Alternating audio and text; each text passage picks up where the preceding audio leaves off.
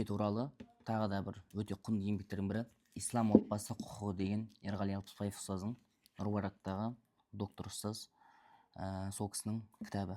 Бұл кітапты мен сіздердің алдында некенің үкімі жайлы бір публикация шығардым ғой, жалпы осы кітаптан алынған. Бұл енді басы. Одан арғылай жалпы бұл кітапта негізі мынау адам некеге тұрғаннан кейін немесе некеге тұрайын деп жатқандықтан өзінің құқықтары немесе өзінің міндеттері жайлы, немесе ол жерде қандай хадистер мен аяттар өзіне айтылған, сол жайлы қамтыған өте жақсы еңбек. Енді бұл кітап жаңа басында неке жайлы енді ғалымдар бұны ибадат бабына келтірген, яғни бұл харамнан сақтану үшін егер адам үйленетін болса, оған Алланың өзінің жәрдем беретіндігі жайлы айтылған деген сияқты. Ортасында бір 3-4 тақырып бар. Жалпы талаққа байланысты, некедегі шарттар, некедегі жаңағы бұл нәрсенің некенің болуы жайлы үкімдер, сол сәл қиын болуы мүмкін терминдермен енді бастаған адамға.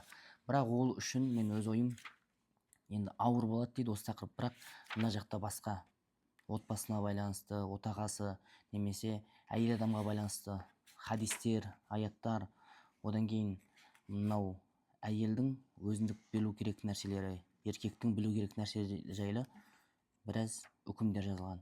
Яғни бұл неке жай ғана ол еркек пен әйелдің арасындағы келісім болды емес. Ол жерде ертең Алланың алдында жауап беретін өзінің міндеттермен және немелері бар. Алла тағала бұйырған заттар бар.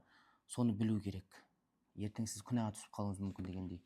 Сондықтан ауыр болуы да мүмкін, бірақ жалпы мұсылман адам үшін пайдасын береді. Және де әсіресе медресе бітірген адамдар үшін немесе кейбір имамдар үшін де неке жайлы тың ақпараттар берген. Енді Алла қаласа бұл кітаптан кейін екінші мынау жын және сиқыр деген Данияр ұстаздың кітабын иншалла бастағалы жатырмын. Қысқаша ақпарат берген. Енді осымен ақпараттар бөлісіп отырамын. Мына кітапта тағы бір хадистер бар, өте жақсы айтылған. Соны бөлсем, кейін осыдан ақпараттар бөлсем. Жалпы бұл жын және сиқыр деген жайлы қазіргі уақытта көп тарап кетті ғой.